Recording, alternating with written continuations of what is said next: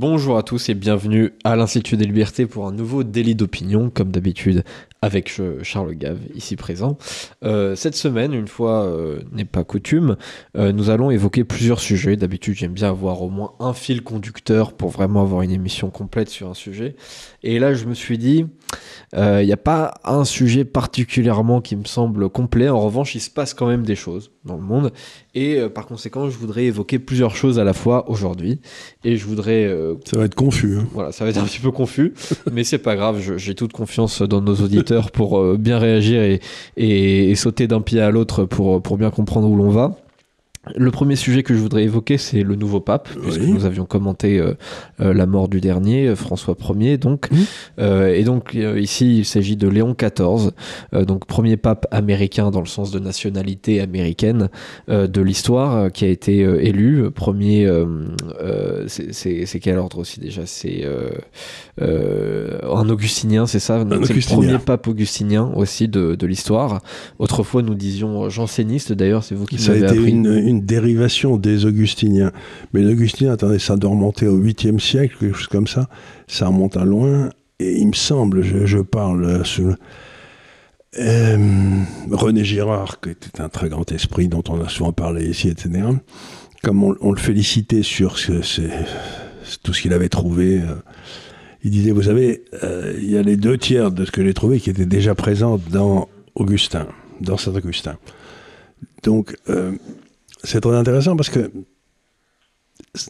il faut savoir deux choses, c'est que René Girard est le penseur français qui a une influence énorme sur Vance, le vice-président américain, et Peter Thiel, celui qui a été son mentor.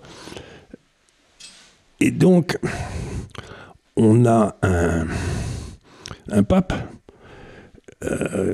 qui est un vrai intello. Qui est un vrai intello, si vous voulez. Il y a des gens aux États-Unis qui sont informés en ce moment, si j'ose dire, comme le vice-président Vance et Peter Thiel, là, qui sont aussi des, si j'ose dire, des augustiniens. Donc,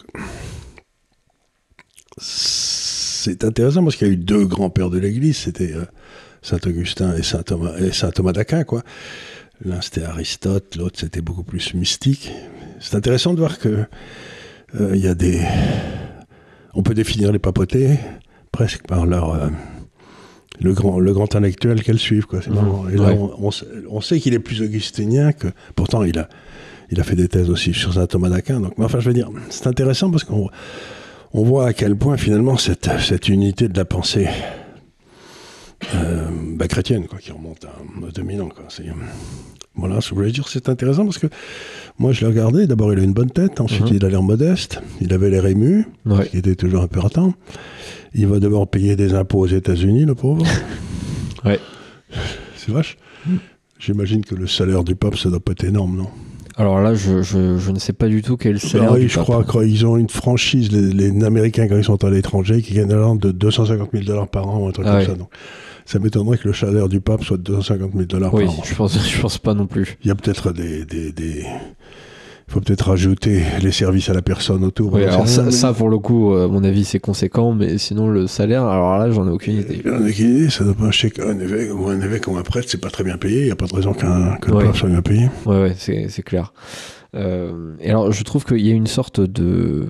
comment dire, de soulagement un peu par rapport à l'ancien pape qui a eu, comment dire, un règne un petit peu difficile, notamment à l'égard de la plupart des croyants qui ne se retrouvaient pas forcément dans les valeurs qui étaient prônées par le souverain pontife. Le pape un peu des non-croyants. Il était très populaire chez ceux qui ne faisaient pas partie de l'Église catholique. Oui, alors il y a beaucoup de ça, effectivement. Chez les anti-cathos, ils aimaient beaucoup... Ils aimaient beaucoup François, oui. Beaucoup. Et en revanche, beaucoup moins au sein de la communauté, alors qu'on a envie de dire ça devrait peut-être être celui qui avait aussi des problèmes avec la messe en latin et tout, avec la tradition. Bref, mettons ceux qui ont de la sympathie pour l'Église catholique, mais ceux qui faisaient partie de l'Église catholique ont eu quelques années un peu difficiles avec lui. Et on avait peur qu'il ait mis tous ces hommes à lui partout pour être certain d'avoir un successeur. C'est pas aussi clair que ça. Bah, d'ailleurs, même ce pape, donc Robert Francis Prévost, de son vrai nom, qui a été fait cardinal par François et qui avait été repéré d'ailleurs par François en 2018. Et d'ailleurs, il avait été fait cardinal assez récemment puisque c'était en septembre 2023. Donc c'est marrant de se dire que cet homme, qui n'était pas du tout d'ailleurs pressenti vraiment pour devenir pape, a été élu pape. D'ailleurs, avec une rapidité quand même assez. Oui, alors assez ils ont essayé, impressionnante. il y a les bruits de couloir là. Ils avaient essayé d'élire celui qui était le secrétaire du pape, enfin le numéro 2, son premier ministre en quelque sorte, l'italien. Et il n'a jamais développé. En une ou deux fois, il n'a pas dépassé 30% des voix. Donc les gens se sont dit, non, c'est pas lui. Quoi. Vous savez, c'est toujours ce qu'on dit, celui qui rentre pape au conclave en sort cardinal. Quoi. Ça a été encore un de ces cas-là. Donc, il n'est pas exclu qu'il y ait eu une intervention de l'Esprit Saint. Oui. Sait-on jamais. Oui, non, mais c'est vrai que c'est pour ça que j'avais essayé d'expliquer un peu les dynamiques qui pouvaient se passer au conclave lorsqu'on en avait parlé, mais à la fois ce qu'on disait, c'est que c'est quand même très imprévisible parce que les opinions politiques des cardinaux ne sont pas parfaitement linéaires. Pareil pour les appartenances de groupe, en fait, sont beaucoup plus floues. Il n'est pas exclu que beaucoup d'entre eux veuillent le bien de l'Église, c'est-à-dire ils signent un papier en disant en aucun cas vous ne pouvez, c'est votre opinion personnelle, littéralement vous serez damné si vous... Donc c'est pas exclu que la plupart des cardinaux veuillent le bien de l'Église, quoi, même s'ils ont été nommés par quelqu'un. Bien sûr. Qui leur avait recommandé de voter pour quelqu'un d'autre, mais je pense pas que ça se passe pas comme ça dans l'Église. Bien sûr, les cardinaux ne votent pas exactement comme les citoyens, on essaye de voter un peu ni pour comme les gens qui font partie du parti radical ou du... c'est pas le même niveau de... Oui. Non, c'est pas la même chose. Et effectivement, là, la voie qu'ils ont choisie, c'est plutôt une voie d'unité. C'est-à-dire que on pourrait pas vraiment le qualifier de pape à proprement parler, particulièrement conservateur, mais à la fois, c'est pas non plus vraiment un progressiste comme l'était François. Non, et il a passé, il n'est pas âgé, hein, il a dû passer un tiers de sa vie aux États-Unis, l'autre tiers au Pérou, où il a été, paraît-il, un très bon pasteur, et le troisième tiers au Vatican, où c'était lui qui était un peu responsable de la nomination des évêques, etc. Oui, c'est ça. Donc, ça fait, il connaît bien l'Église, il connaît bien l'Amérique latine, ce qui est important. Il connaît bien les États-Unis. Et ce qui est amusant, c'est que j'ai lu dans un journal, je ne sais pas si c'est vrai, qu'il y a un abbé Prévost à Montpellier, qui a été un très grand résistant, etc., dans la dernière guerre, qui a sauvé des tas de gens, qui a un boulevard à Montpellier, où j'en sais rien, etc., qui serait un oncle lointain. Quoi. Ah ouais, c'est pas si lointain, du coup, quelque part. Va, mais... Donc parce que effectivement, c'est un offensé, hein. C'est un peu la trinité géographique. On avait dit aussi qu'il y avait non seulement un clivage politique, mais il y avait un clivage géographique, que c'était particulièrement important pour François d'être un pape sud-américain, et en fait même du continent américain, le premier à ce moment-là, et qu'il y avait un peu une opposition entre le vieux continent et puis on va dire le catholicisme périphérique, celui du reste du monde. Et ce pape-là, il réunit en lui-même plusieurs géographies à la fois, puisque il est d'ascendance française, espagnole et italienne à la fois. Donc en termes d'ascendance, c'est vraiment la sainte trinité de l'historique de l'Église. Il est de nationalité américaine. Et en même temps, il a fait, comme vous l'avez dit, un tiers de sa vie. Et il a la nationalité péruvienne aussi. Ouais, et il a été évêque d'une ville au Pérou, donc Chiclayo. Et donc vraiment, il porte en lui ces trois géographies en même temps. Et c'est... il est... Je sais pas, moi j'ai trouvé... En fait, quand je l'ai vu apparaître, j'ai été ému. Ouais. Alors qu'avec François, je n'avais pas été ému des masses, je m'étais dit... Il avait une attitude, François, qui m'agaçait beaucoup, d'être réclamé agressivement la pauvreté. Quoi. Oui. Je trouve que ça m'a toujours beaucoup gêné, parce qu'il n'y a pas de mérite spécial à être pauvre. Quoi. Oui. Oui, puis c'est pas une qualité, quoi. Oui. C'était un pape, mine de rien, assez autoritaire, assez austère aussi. Enfin, bon, c'est... C'était un petit peu En compliqué. tout cas, comme vous le savez, j'ai été invité au Pape Vatican il y a quelque temps, et on m'a fait déjeuner dans la maison des cardinaux, là où lui était logé aussi et tout. Et je peux vous dire en tout cas que la cuisine est dégueulasse. Ah ouais?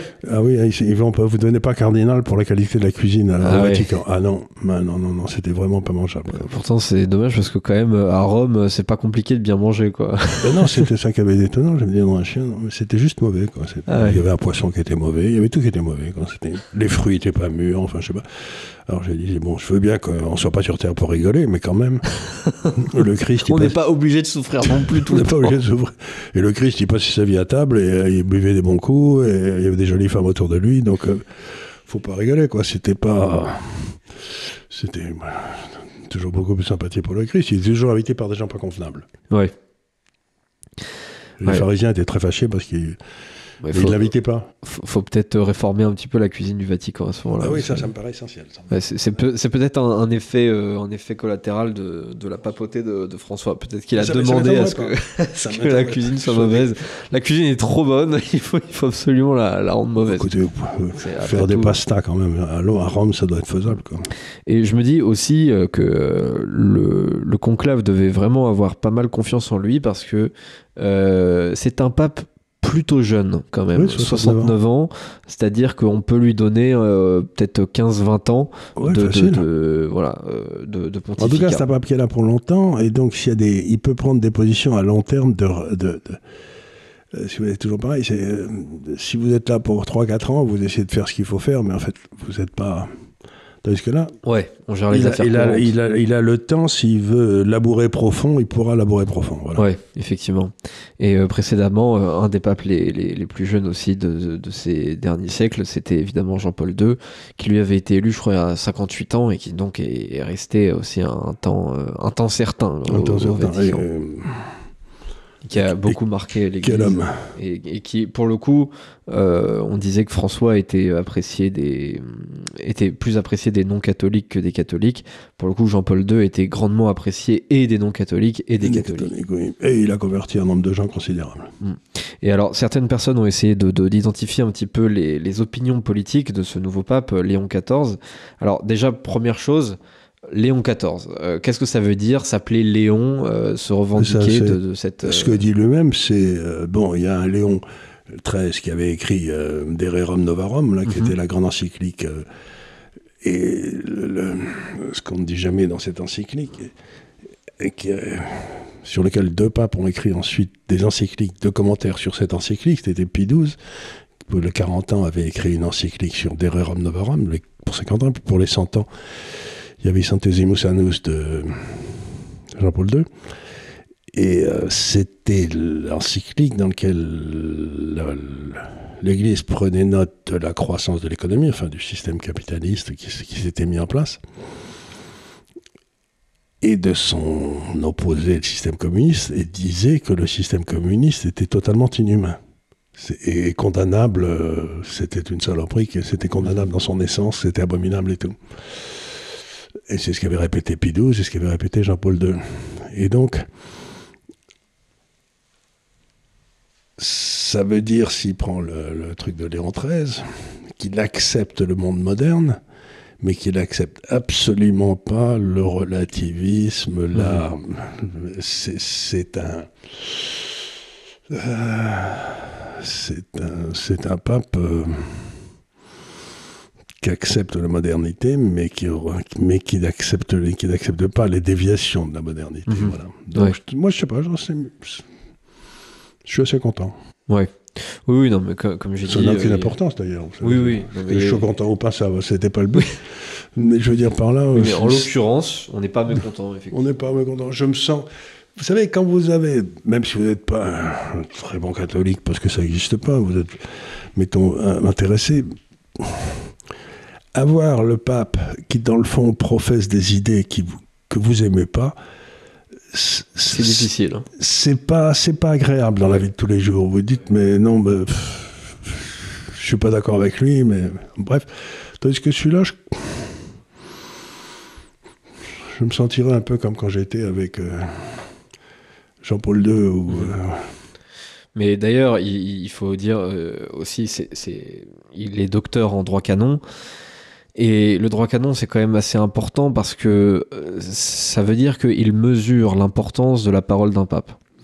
Et la parole d'un pape, justement, je trouve que un défaut de François, au-delà même des choses qu'il disait, c'était la facilité avec laquelle il les disait. C'est-à-dire que il faut réfléchir quand même à ce qu'on raconte quand on est pape, parce qu'il y a les opinions qu'on a en tant qu'individu, et puis ensuite ce que vous dites en public lorsque vous êtes pape engage derrière quand même toute l'Église. Moi, il y avait une chose qui m'avait beaucoup irrité, enfin, avec François, c'est qu'un jour, on lui posait des questions sur le mariage homosexuel, vous savez, bon...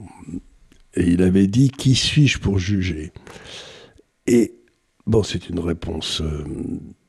mais celui à qui les clés ont été données, c'est Pierre. Et le Christ a dit « Ceux à qui tu pardonneras les péchés, ils seront pardonnés. Ceux à qui tu ne les pardonneras pas, ils ne seront pas pardonnés. » Donc, il n'est rien en tant que François, mais en tant que pape, oui. Il a le pouvoir de dire... de dire ce qui est bien et ce qui est mal. Vous voyez ce que je veux dire. Qui suis-je pour juger ? Personne d'autre que le successeur de Pierre, quand même. Lui, en tant qu'homme, il ne pourrait pas juger, mais en tant que successeur de Pierre, c'était son devoir de juger. Oui. Et je trouvais absolument insensé que ce type dise, cet homme, qui suis-je pour juger ? Mais tu es Pierre, malheureux. Oui. C'est ça, en tant que Bergoglio, oui, tu n'es personne pour juger, mais en tant que pape François, tu es quelqu'un... C'est toi. Oui. C'est toi qui dis.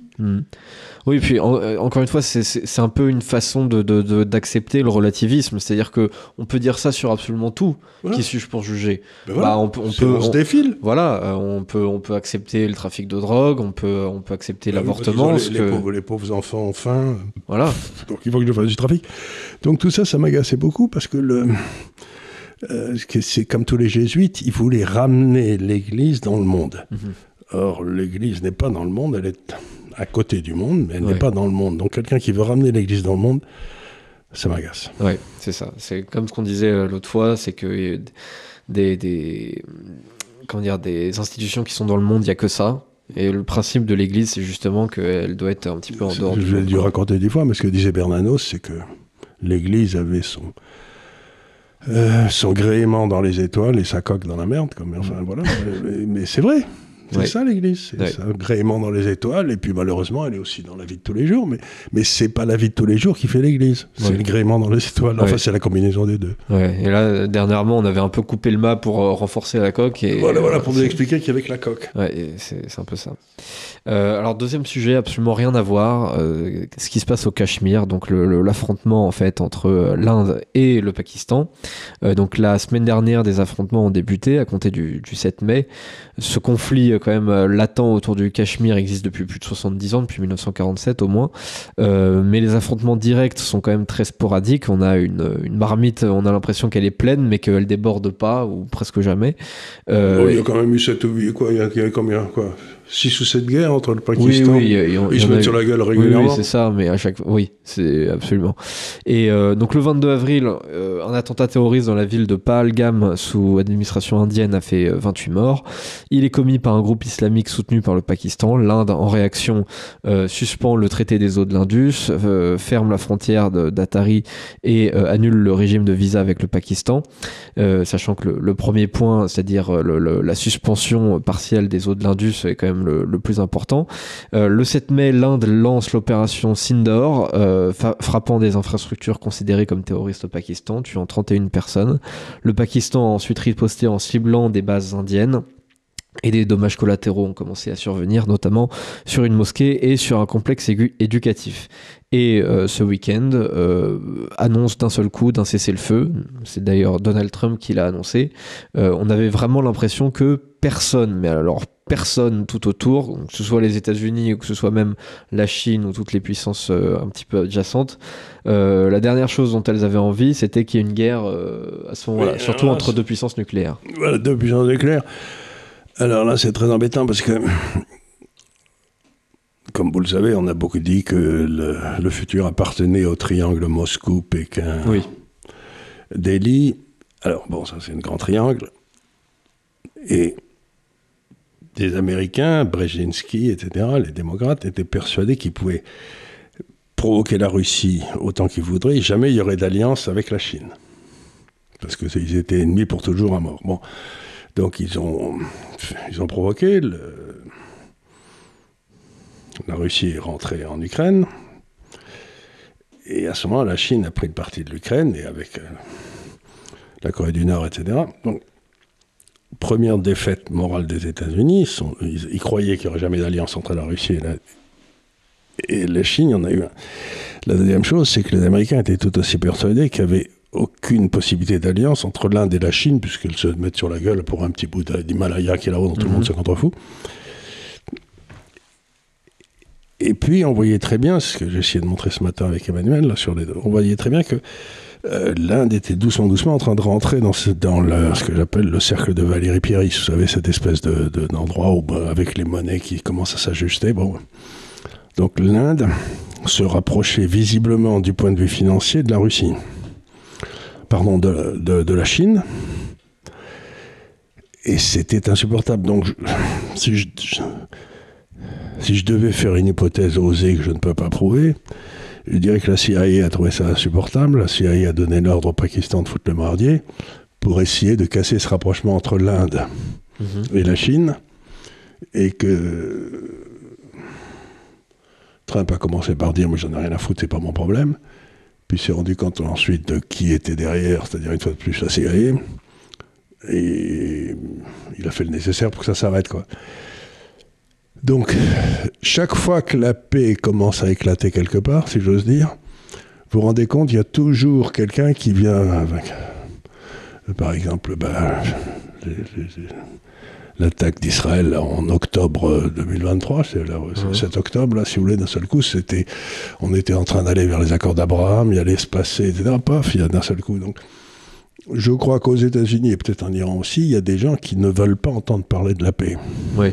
Qui veulent continuer la guerre, parce que la CIA ne fonctionne qu'en créant le chaos partout. Parce que j'ai l'impression que la CIA, c'est devenu vraiment un truc qui est complètement hors du contrôle de tout politique. C'est devenu une espèce d'association criminelle qui ont leurs propres sources de financement, leurs propres hommes partout, etc. Donc, c'est une immense mafia porteuse de guerre, quoi. Mais alors, c'est possible, mais est-ce qu'il y a vraiment besoin de la CIA pour avoir un conflit? Parce que ça fait quand même 80 ans qu'ils ont envie de se foutre sur la gueule. Oui, mais ça fait 80 ans que aujourd'hui, le Pakistan lui reste 7 milliards de dollars de réserve de change. Quand ils sont développés, quand ils se sont séparés, donc c'était dans les années 40, il y a eu ils étaient au même niveau de développement. Aujourd'hui, l'Inde, c'est une puissance moderne, c'est une démocratie. Là-bas, c'est un État qui a raté, il n'y a rien. La seule chose qui fonctionne vaguement au Pakistan, c'est l'armée. À part ça, c'est un désastre. Donc, c'est assez facile de demander à des gars au Pakistan d'aller foutre des bombes au Cachemire pour vous tuer 25 personnes, parce qu'à ce moment-là, on espère que l'Inde va réagir violemment. Oui, c'est ce qui s'est passé. C'est ce qui s'est passé, mais on a arrêté avant que ça prenne feu vraiment, quoi. Mais c'est pour ça que j'étais très intéressé par ce pape, pour revenir à la première des choses, c'est que lui, il a dit il a dit deux choses. La paix, qui paraît et il a dit aussi, le mal existe, le mal ne l'emportera pas. Et je me demande si aujourd'hui, on ne pourrait pas dire que dans le fond, le mal, à l'échelle mondiale, c'est la CIA, quoi. Oui. Le mal absolu, le mal essentiel, quoi. Ouais, c'est un peu le principal chantier de l'administration Trump, c'est lutter contre cet état profond, comme on disait. Un état profond, et qui n'a pas... Ce qui est étonnant, c'est qu'on se dit, mais il déclenche des guerres, mais il les perd toutes. Oui, il les perd toutes, mais... Oui, mais ça enrichit beaucoup de gens. Et voilà, ça enrichit beaucoup de gens, et ça laisse un chaos qui est très propice. Que la guerre soit gagnée ou pas. Et voilà, si vous voulez, ils vendent toujours des armes en Libye, ils vendent toujours des armes en Syrie, ils vendent toujours des armes partout. Donc, le but n'est pas de gagner, mais le désordre. Ouais, effectivement. Mais d'ailleurs, aussi pour revenir rapidement. Mais j'en suis pas sûr du tout. Oui, bien sûr. Mais je trouve que quand même, ça commence à faire beaucoup, quoi. Ouais. Et pour revenir une minute sur le pape, est-ce que ça a une importance, le fait que ce soit un pape américain, sachant que Trump vient d'être élu aux États-Unis et que voilà, c'est pas commun de voir un pape américain, comme j'ai dit, c'est le premier de nationalité américaine. Donc, ce qui est assez rare, c'est que le pape soit de la nation dominante. Ouais. Parce que, par exemple, depuis 1250-1300, on avait compris que c'était pas quand la France dominait l'Europe, que c'était pas une bonne idée d'avoir des papes français, donc parce qu'il fallait avoir un contre-pouvoir aux Français, quoi. Et donc là, c'est assez étonnant. Alors peut-être l'Église fait-elle l'analyse que les États-Unis ne sont plus la nation dominante. Ouais, soit c'est ça, soit la nation dominante est tellement dominante qu'ils réussissent même à choisir le pape. Je crois pas, parce que... Maldas qui est en pleine activité. C'est rare. D'abord, il est sorti, il n'a pas voulu entendre parler de cette réunion, et ensuite il se met à aboyer. Donc voilà, je ne crois pas que ce soit ça, parce que c'était très facile aux États-Unis, ça aurait pu être très facile de donner aux États-Unis le pape dans les années 60, en pleine guerre froide et tout, c'était très facile. Parce que là, on ne sait pas très bien de qui les États-Unis sont l'ennemi, quoi. Oui, effectivement. Ou qui sont les ennemis des États-Unis aujourd'hui, Nick. Oui, c'est ça. C'est-à-dire, effectivement, Trump n'a pas vraiment choisi d'ennemi. Et d'ailleurs, ça fait un petit peu le point avec ce que je vais dire après. C'est-à-dire que si éventuellement il avait une opposition avec un pays en particulier, c'était avec la Chine, mais plus sur le plan commercial. Alors après, ça reste quand même pas un grand fan de l'Iran. Ça peut-être un petit peu plus sur le plan militaire, mais c'est surtout parce que l'Iran a passé son temps à financer le terrorisme partout. Oui, L'Hezbollah, la Syrie, tout ça, ça a toujours été ceux qui ont foutu en l'air le Liban. Enfin bref. Bien sûr. Bah c'est le principal adversaire de la paix au Moyen-Orient. Si vous voulez rétablir la paix au Moyen-Orient, bien sûr, c'est... Donc on va voir... En tout cas, si vous voulez empêcher la paix au Moyen-Orient avec le coup du 7 octobre, là, ils ont bien réussi. Oui.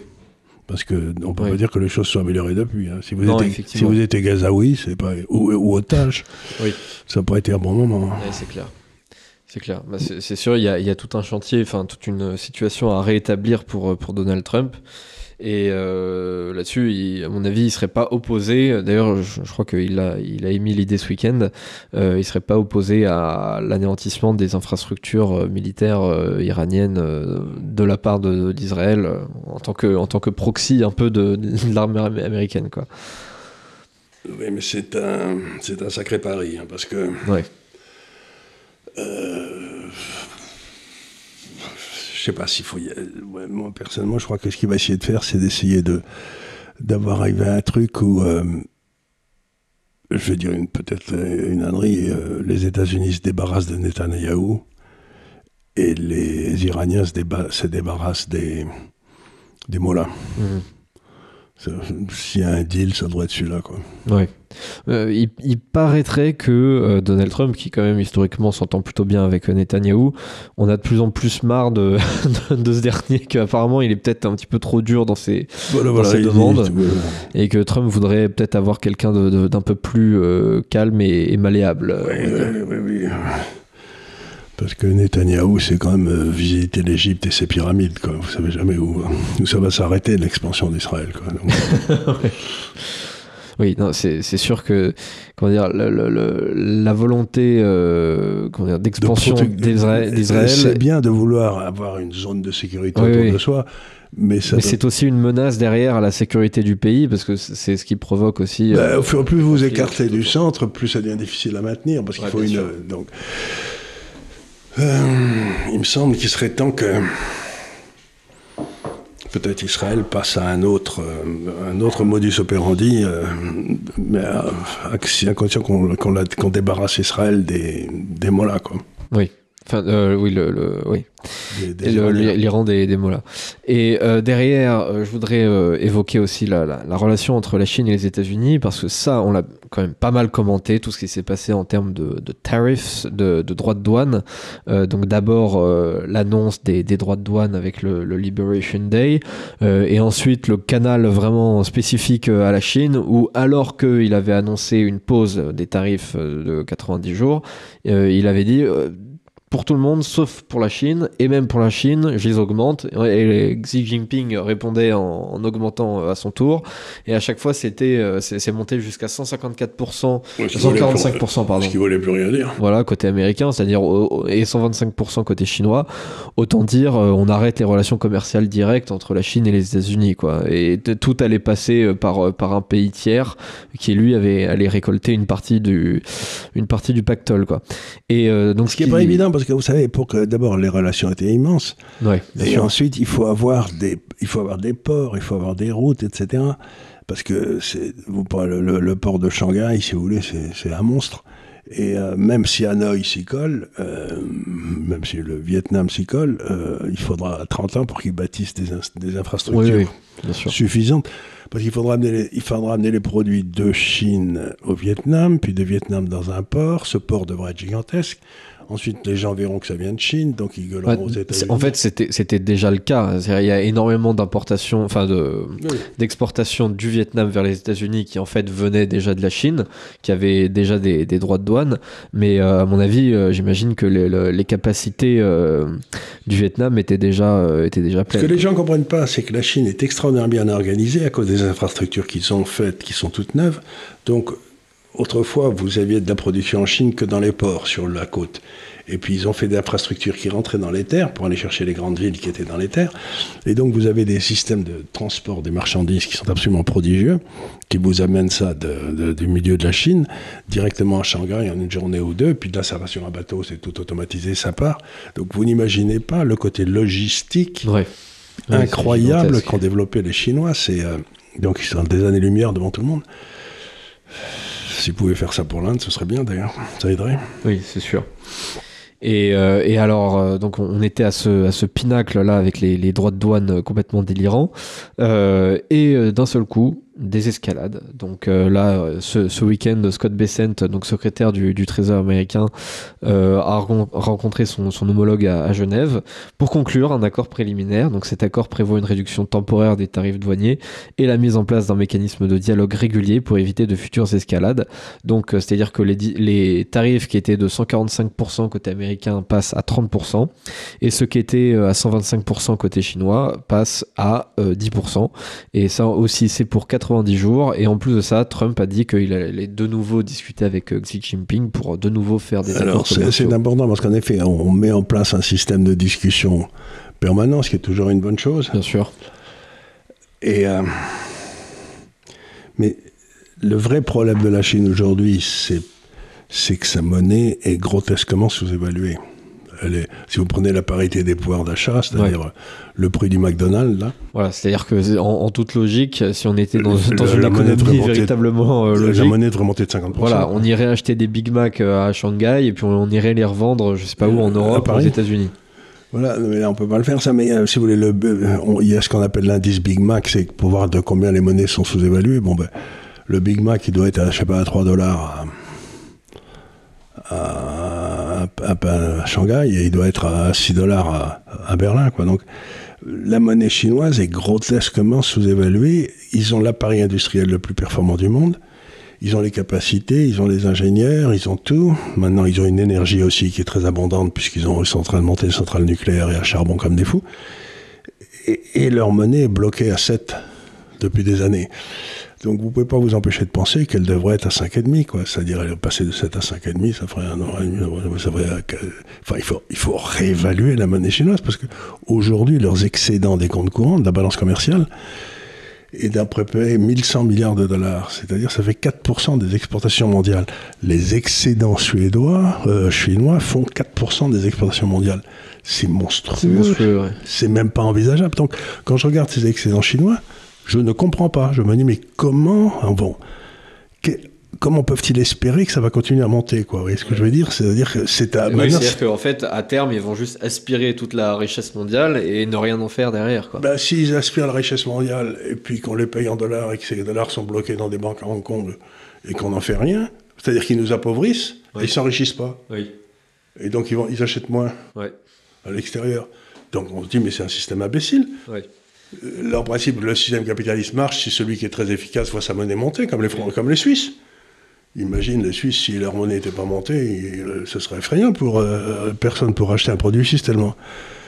Personne ne pourrait faire quelque chose en France tellement il serait efficace. Donc, ce qui est étonnant, c'est qu'ils ont déclenché un système mercantiliste, c'est-à-dire pour eux, avoir des excédents, c'est la preuve qu'ils réussissent. Mais s'ils ont trop d'excédents, ils vont foutre les autres en faillite. Et ils échoueront. C'est donc un peu comme les États-Unis qui ont dévalué en 1934 sous Roosevelt, alors qu'ils avaient des excédents des comptes courants. En dévaluant, ils ont transformé une récession en dépression, quoi. Ouais. Pour le reste, pour les autres. Donc, ce qui m'embête aujourd'hui avec les Chinois, c'est que ils s'abritent derrière Trump qui est idiot, qui fait ceci, qui fait ça, très bien. Mais la responsabilité première de la situation, c'est plutôt eux que les Américains, quoi. Parce qu'ils ont maintenu cette monnaie complètement idiote. Et qu'est-ce qu'ils doivent faire pour ils doivent laisser réévaluer leur monnaie. Au moins, à ce moment, quand leur monnaie montera, le type qui est payé en Chine, d'abord, toutes les importations seront moins chères. Et puis, il pourra aller visiter la Thaïlande, le Japon. Il pourra sortir, dépenser son pognon, parce qu'il aura un pouvoir d'achat énorme. Vous verrez plein de Chinois en Inde et visiter Notre-Dame. Ouais. Bon, ça, c'est déjà pas mal le cas. C'est déjà pas mal le cas, mais donc ce qu'il faut, c'est... Si votre population est très productive et qu'elle gagne très bien sa vie, qu'elle fait du très bon travail, son niveau de vie doit monter. Oui. Et la preuve que ça va monter, c'est le taux de change. C'est-à-dire, ils maintiennent dans une espèce de sous-consommation les Chinois, sans que je comprenne très bien ce qu'ils en attendent à la sortie, quoi. Oui. C'est-à-dire que ce qu'on observe, c'est que la Chine s'enrichit dans le sens où elle engrange énormément de richesses de par le monde, mais que le niveau de vie des Chinois ne monte pas en conséquence. Pas en conséquence, c'est idiot, quoi.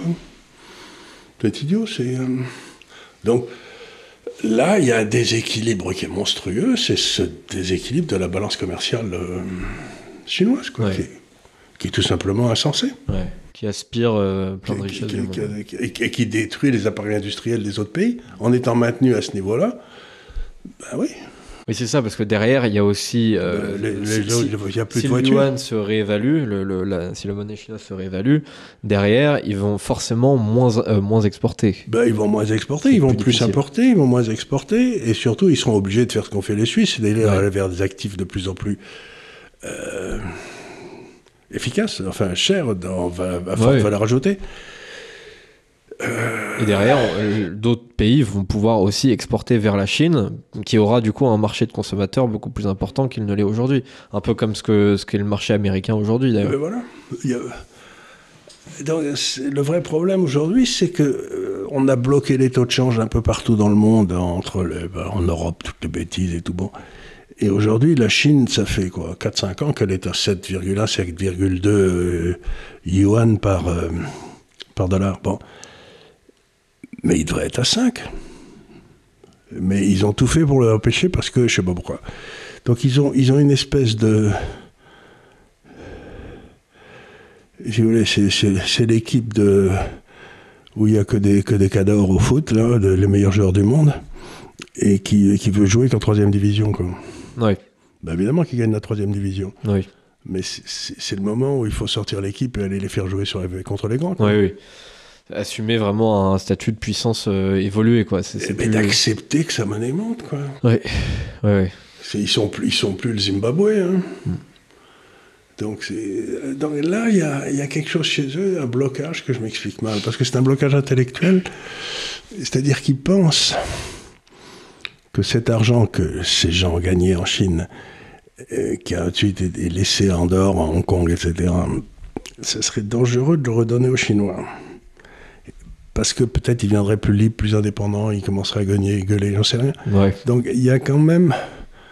Oui, mais à la fois, peut-être qu'ils commenceraient à le faire aussi s'ils ne libèrent pas ces liquidités. Voilà, exactement. Donc il Quelque part, il y a un manque de confiance dans leur population. Quoi. Ouais, peut-être. C'est peut-être un facteur limitant, effectivement. Mais en tout cas, ça peut pas durer. Ouais, d'accord. Ensuite, je voudrais parler de la Turquie, parce que la Turquie, on n'en a pas trop parlé dernièrement, mais il y a une répression politique qui est assez forte. Donc, d'abord, je voudrais parler du maire d'Istanbul, donc Ekrem İmamoğlu, qui est toujours en tôle, effectivement, depuis le 19 mars. Donc, c'est le principal opposant politique d'Erdogan, qui est donné de plus en plus haut dans tous les sondages d'opinion, et encore plus depuis qu'il est en prison, justement, pour le coup. Comme ça qu'Erdogan avait commencé sa carrière, d'ailleurs, en allant en tôle. Hein. Oui. Il y a longtemps, mais enfin, oui, il avait commencé ça fait 25 ans maintenant, ça fait peut-être même un peu plus. Et donc alors, début 2025, tout un tas d'arrestations ont lieu, des arrestations de journalistes, d'élus du parti d'opposition, le CHP, le parti pro-kurde. Donc le 19 mars, İmamoğlu est arrêté, accusé de corruption, de terrorisme. Plus de 100 personnes liées à cette personnalité, İmamoğlu, ont aussi été arrêtées, tout comme plus de 1000 manifestants et 10 journalistes, dont un d'ailleurs de l'agence France-Presse. Les chaînes de télévision ont depuis l'interdiction d'évoquer les manifestations anti-Erdogan, le pouvoir réduit les bandes passantes des réseaux sociaux pour pas qu'on parle des problèmes du régime. İmamoğlu a même vu son diplôme universitaire annulé, sachant qu'en Turquie c'est obligatoire d'avoir un diplôme universitaire pour se présenter à la présidentielle. Et puis en parallèle, on a quand même une économie turque qui est vacillante, puisqu'on a une inflation qui continue, qui est à 44% actuellement, sachant que c'était déjà très très haut les années précédentes. Ah, la monnaie turque, c'est pas un bon investissement. Non, historiquement, c'est plutôt oui. C'est pas terrible. Faut plutôt parier sur l'inverse, effectivement. Donc voilà, que penser de cette situation en Turquie? Est-ce que Erdogan, à votre avis, peut continuer à pratiquer ce genre de répression? Vous savez, il faut se souvenir que la Turquie, c'était la sublime porte. Vous savez, c'est là où il y avait le gouvernement, c'était le sultan. Ils ont détruit leur monnaie, je ne sais pas combien de fois. Il y avait un gros livre que j'avais vu un jour qui était l'histoire des monnaies turques. Il y en a eu un paquet, hein, donc qu'il y en a une de plus qui disparaisse, c'est pas grave. Ça a toujours été un pays très impérial, c'est-à-dire qu'il y avait toujours, si vous voulez, la façon dont les Turcs fonctionnaient, c'est qu'il y avait les hauts fonctionnaires turcs, l'armée turque, et puis ils gouvernaient des Arabes, des chrétiens, des Juifs, des Arméniens partout, et la façon, tant que personne ne bougeait, il ne se passait rien, puis s'il se posait quelque chose, on envoyait l'armée, on tuait tout le monde, et puis ça emmenait. Donc la Turquie, c'est jamais fait remarquer par son côté humanitaire, démocratique. Alors il y a eu Kemal Atatürk qui a transformé le système politique turc, mais qui lui-même était... Il savait... Enfin, ce que mon père me racontait, je ne sais pas si c'est vrai, c'est que avec Kemal Atatürk, au départ, il a dit il faut qu'il y ait une opposition, parce que tout le monde avait voté pour Kemal Atatürk en Turquie, hein, donc il n'y avait pas d'opposition. Donc il a dit à un certain nombre de gars, toi tu seras dans l'opposition, toi tu seras dans l'opposition, parce que ça fait pas sérieux s'il n'y a pas d'opposition. Je veux qu'il y ait une opposition. Donc. Ouais. Donc il y avait un tiers qu'il avait désigné comme étant dans l'opposition. Donc les types, au bout d'un certain temps, ils se sont mis à vraiment s'opposer, parce qu'ils se sont dit pourquoi pas, quoi. Et donc il les a tous fait pendre. Mais enfin, vous voyez... C'est une notion intéressante de l'opposition. Oui, effectivement. Donc, ouais, ce que je veux dire, c'est que il y a eu une tentative d'imposer la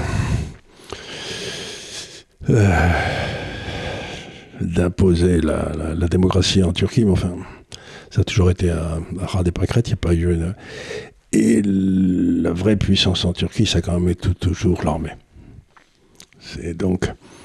il y avait une tentative, il y a eu une espèce de faux coup d'État il y a 3-4 ans, je me souviens, où l'armée avait essayé, mais c'était pas bien organisé. Bon, ils ont été liquidés, les généraux et tout.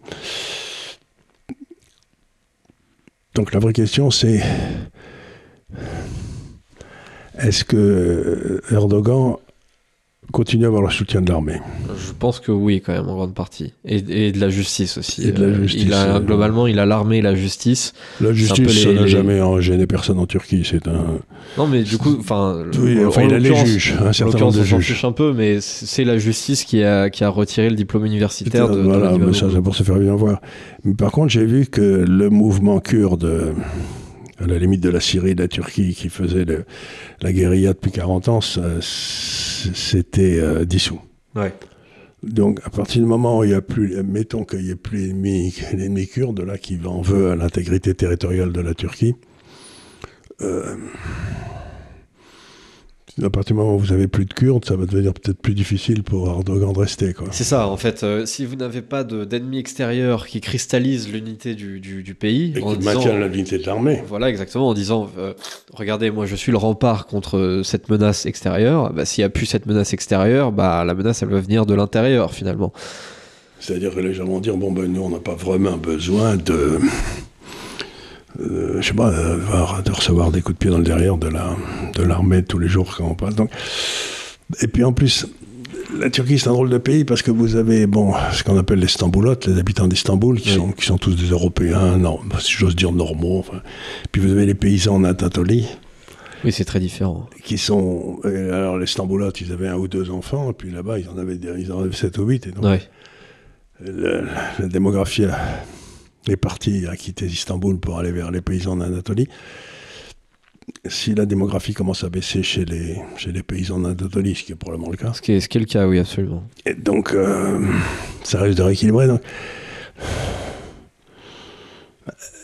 Moi, j'ai été en Turquie, bien sûr, et c'est très curieux parce que c'est un vrai pays. Parce que quand vous allez il y a des tas de pays où vous allez dans le monde où vous dites c'est pas un vrai pays. Non, mais ça n'a jamais été un pays, ça a été installé par, je ne sais rien, par exemple. L'Ukraine, ça n'a jamais été un vrai pays, ça a été un merdier au milieu, enfin, personne ne comprenait, mais c'était pas un vrai pays, il n'y a pas de... Parce que la Turquie, c'est un vrai pays, c'est un vrai peuple, ils sont turcs, c'est un vrai peuple. Vous allez au Mexique, c'est pareil. Vous allez au Venezuela, vous dites c'est pas un vrai pays, c'est n'importe quoi. Mais les Mexicains, c'est un vrai peuple. Vous sentez une espèce d'unité nationale. Bon, à part ça, il y a des tas de trucs qui marchent pas. Mais donc, vous pouvez être un vrai pays et il n'y a pas d'État qui marche. Vous voyez ce que je veux dire ? Donc, la Turquie, c'est un vrai pays, mais il y a des lignes de fracture à l'intérieur qui sont incroyables, quoi. Oui. Puis aujourd'hui, il y a aussi une fracture vraiment générationnelle, c'est-à-dire que les plus jeunes, qui sont généralement d'ailleurs des urbains, comme vous l'avez dit, sont beaucoup plus progressistes. Eux se tournent plus vers l'Europe que vers le... Ils entendent bien qu'on leur fout un peu la paix, quoi. Oui, c'est ça. C'est ça. C'est-à-dire que nous, alors, les musulmans qu'on a chez nous sont assez pratiquants, mais c'est pas du tout. C'est pas la même chose. C'est pas des Turcs, c'est des Arabes. C'est pas pareil du tout. Oui, justement, les femmes turques, c'était des robustes. Je sais pas si elles étaient très masquées, très voilées. Dans mon histoire. Non, pas forcément. En fait, les Turcs qui sont en Europe sont, pour le coup, sont assez musulmans, sont très patriotes et votent énormément pour Erdogan. D'ailleurs, toute la diaspora turque en Allemagne, elle a un vote Erdogan absolument massif, c'est plus de 80%. En revanche, les jeunes Stambouillotes, c'est vraiment très très différent. Eux sont beaucoup moins pratiquants, sont beaucoup plus tournés vers le reste du monde, quoi. Alors, je ne sais pas trop ce qui va se passer. Alors, il y avait aussi autre chose, c'est que vous aviez des points d'équilibre très forts dans la société turque, qui étaient les minorités arméniennes, juives, chrétiennes, etc., qui faisaient 20-25% de la population, qui assuraient les liens de la Turquie avec le reste du monde, avec leur communauté dans les autres pays, etc. Ça a disparu dans les 30 dernières années. Donc, la Turquie est devenue beaucoup moins diverse qu'elle n'était. Beaucoup moins diverse. Elle est devenue beaucoup plus turque. Il n'y avait pas de... Donc, c'est un pays en déséquilibre, mais qui a des forces immenses. Donc,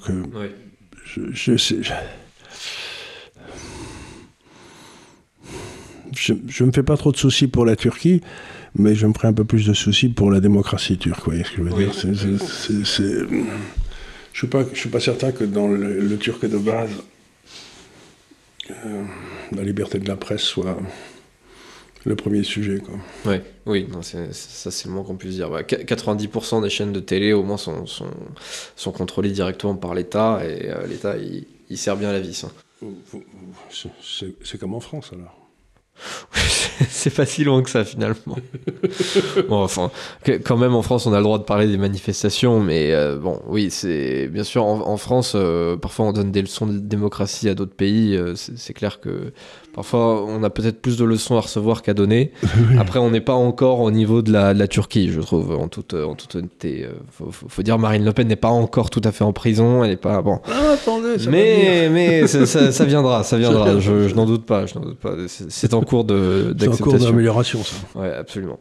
Donc voilà pour la Turquie, c'est difficile. C'est-à-dire que je ne fais pas de souci pour la Turquie, mais c'est un élément de déstabilisation. Et ce qui m'a toujours fait peur à la Turquie, c'est ce que disait Solzhenitsyn, c'est que toutes les populations qui vont de la Turquie jusqu'à la Chine, là, le nord de l'Himalaya, c'est tous des turcophones. Absolument. Et donc, si un jour il y a un grand homme d'État qui se lève en Turquie, il va refaire l'empire mongol en 2 minutes, quoi. Ouais, c'est un peu ce que Erdogan a envie de faire, au fond. Oui, mais je crois pas qu'il est là. Puis il est trop vieux maintenant. Oui, il est un peu vieux. Mais c'est une des possibilités historiques. Il y a toute cette population et à ce moment-là, c'est la Chine qui a un problème.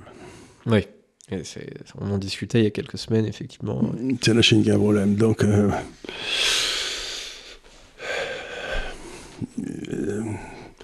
prier pour le réveil de la Turquie, c'est pas une bonne idée, quoi. Non, tout à fait. Nous, on préfère qu'il soit sous morphine. Et puis qu'il y en ait plein. Oui, voilà. Enfin, déjà, en termes démographiques, ça risque de se compliquer un petit peu parce que, alors, autant il y a 10 ans, ils avaient une très très bonne démographie. Même il y a 5 ans, elle était très correcte. Et en l'espace de 5 ans, ça s'est effondré à une vitesse complètement. Dans le monde entier, dans énormément de pays. Et autant il y a, ça fait 20 ans, 25 ans que dans la plupart des pays développés, notamment en Europe, la démographie est un peu en berne, même un peu, c'est le moins qu'on puisse dire. Autant ça n'était pas encore le cas dans des pays qu'on considérait comme encore en voie de développement. Et c'est le cas en Turquie, c'est le cas aussi dans tout un tas de pays d'Amérique du Sud, par exemple. Donc ça aussi, ça va être un problème peut-être pour l'humanité. Il y a quelques siècles, on se demandait si on n'allait pas être trop nombreux sur Terre. Aujourd'hui, j'ai plutôt tendance à me demander si on va pas être trop peu sur Terre. Et surtout, s'il ne va pas y avoir que des vieux partout. Oui, bah oui, forcément, ouais. Bah ouais. Ouais. Vous allez vous balader à Zurich, comme ça. Oui. Vous débarquez à la gare, et puis vous vous promenez dans la grande rue de Zurich, qui est en face de la gare, qui est très belle d'ailleurs. Vous voyez un bébé une fois tous les 600 mètres, quoi. Mais des vieux avec des cannes, il n'y a que ça. Hein. Ouais. J'ai rien contre les Zurichois, mais je me dis, c'est pas très excitant comme... Non, c'est sûr. En tout cas, c'est pas une bonne nouvelle pour le système de retraite par répartition. Ça me paraît pas jouable. Hein. Voilà, effectivement. Et dernier petit sujet, c'est... alors, je sais pas d'où ça lui vient. D'ailleurs, il avait déjà fait un petit peu le même coup il y a 6 mois. Mais c'est Keir Starmer qui s'en est pris à l'immigration, donc le Premier ministre anglais. Oui, il avait déjà fait un petit discours dessus, mais qui n'était pas suivi d'effet. Et là, d'un seul coup, je ne sais pas ce qui lui arrive. Il commence à dire que bon, il y a trop d'immigrés. Alors, il n'est pas tout à fait étranger à ce fait non plus, mais il dit que voilà, depuis le Brexit et même d'autant plus depuis le Covid, il y a eu une explosion de l'immigration, notamment venue d'anciens pays du Commonwealth, et que ça commence à suffire.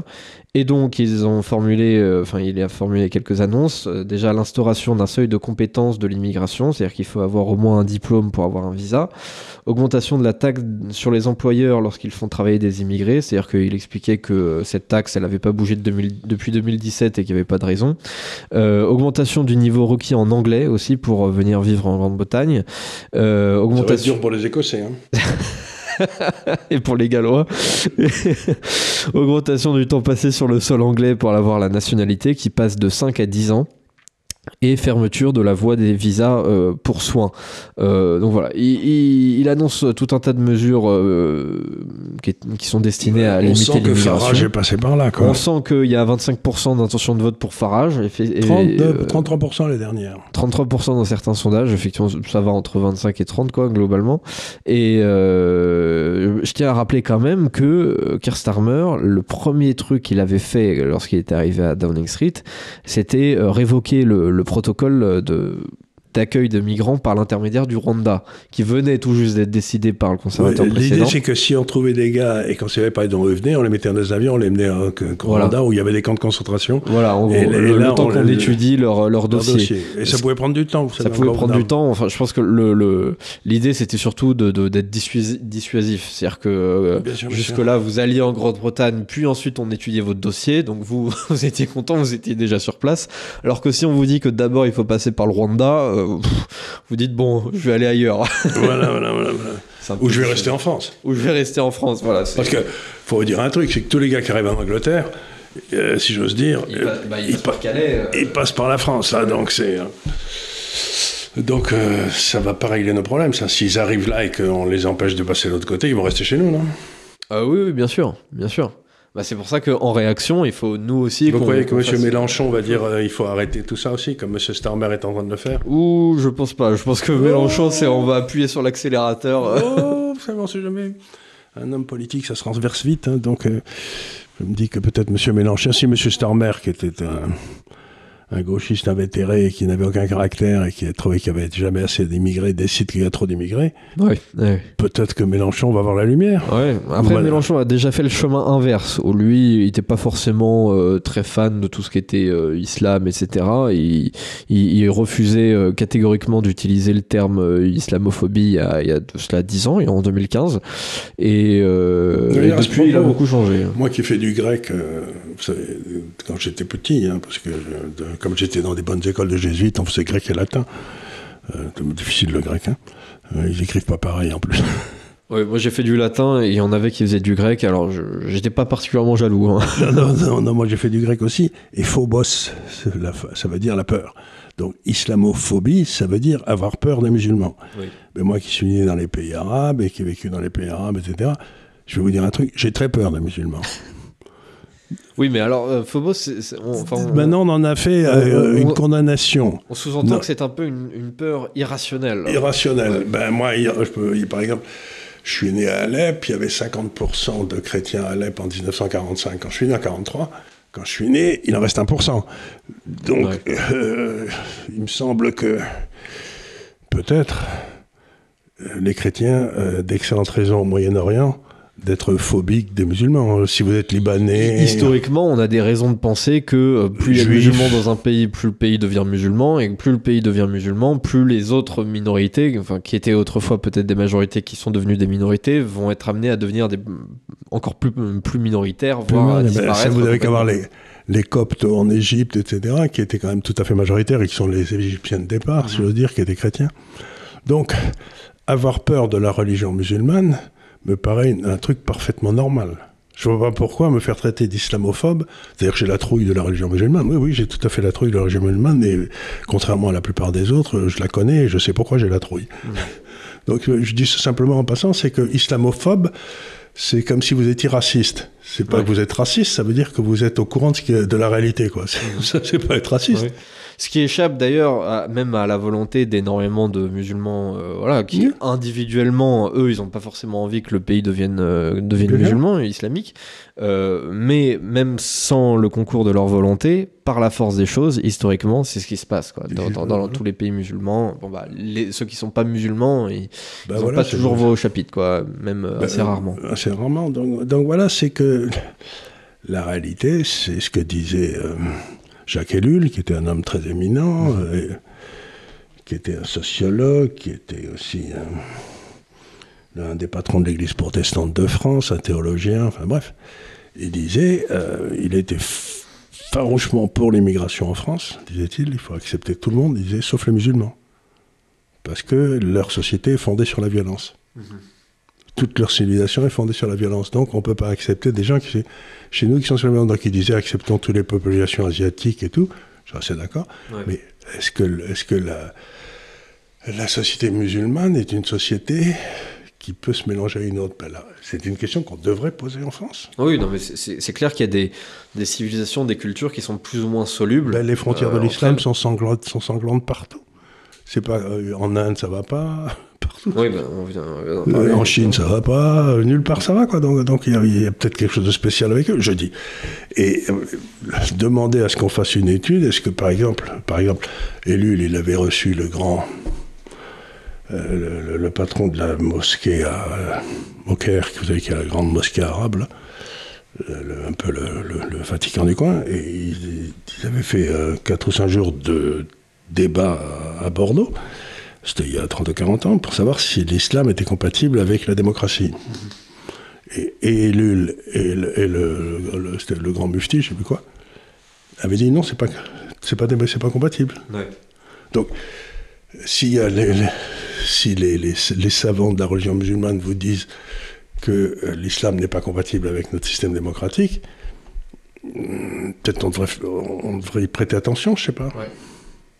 Et c'est pas être raciste, hein, parce que la religion, c'est pas quelque chose qui a la couleur de peau, c'est juste des idées dans la tête. Oui. Et puis ça bouleverse totalement les clivages politiques derrière dans les pays qui en reçoivent.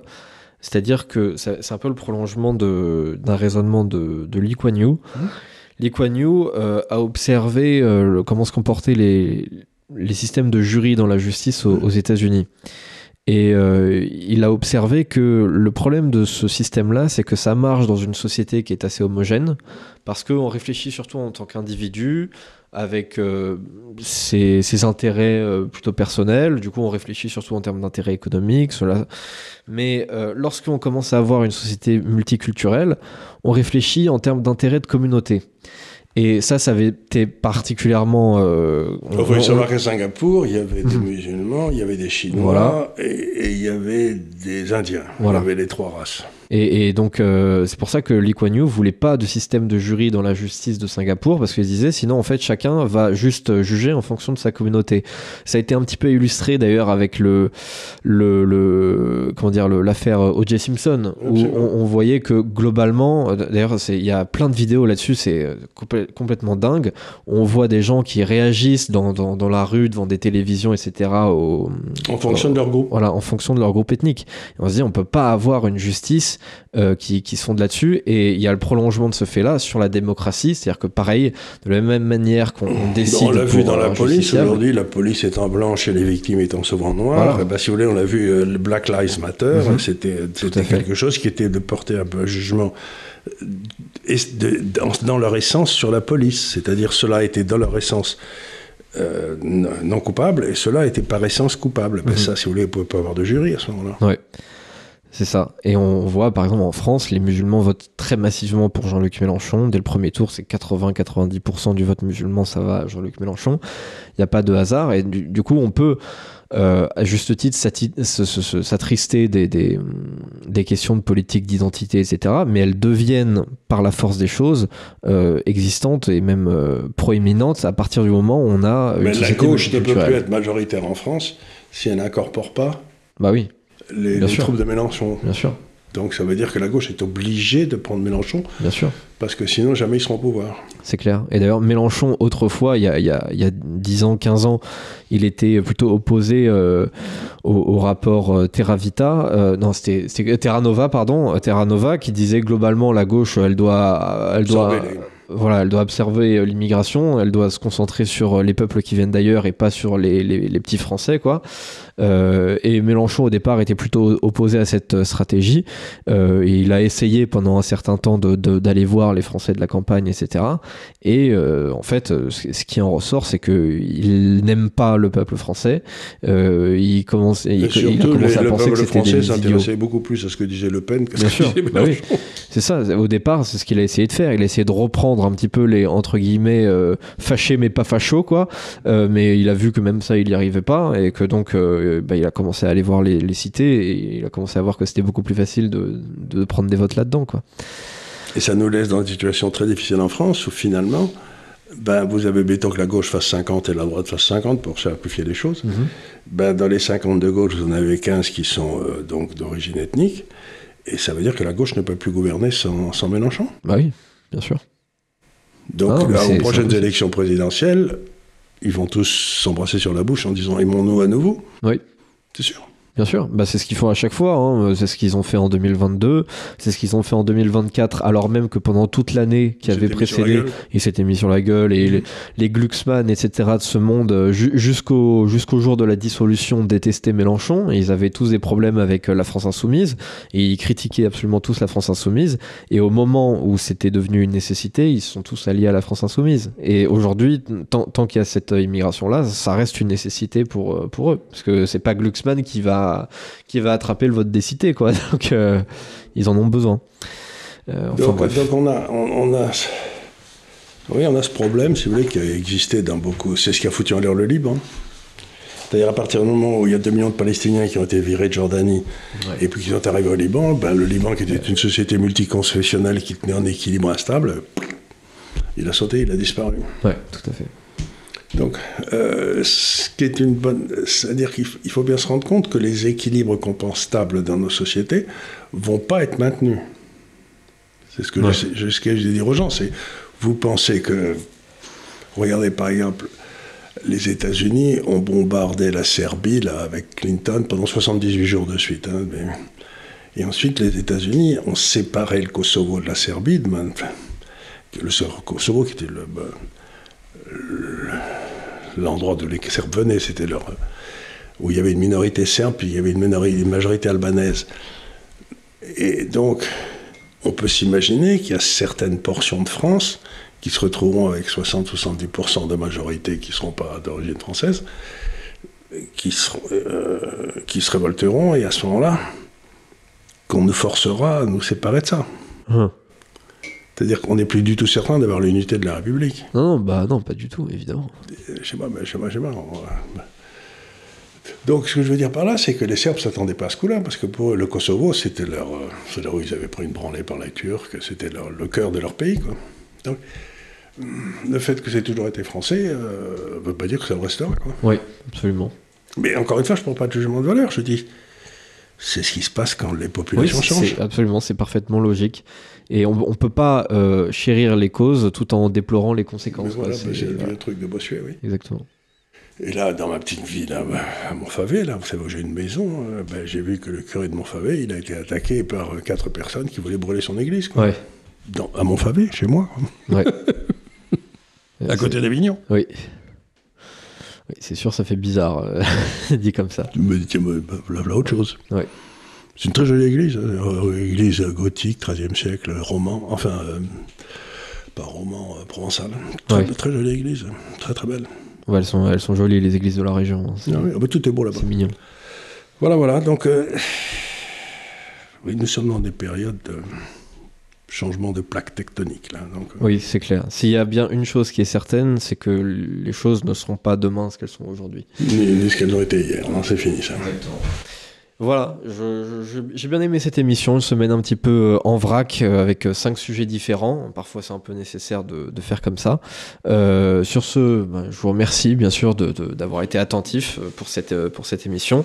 Et je vous dis à très bientôt pour de nouvelles aventures, de nouvelles vidéos sur l'Institut des Libertés. Et poser des questions, parce qu'on fera faire une émission de questions un de ces jours, comme ça, voilà. Oui, tout à fait. Pas une mauvaise idée. Ouais. Pas une mauvaise idée. Voilà, merci beaucoup.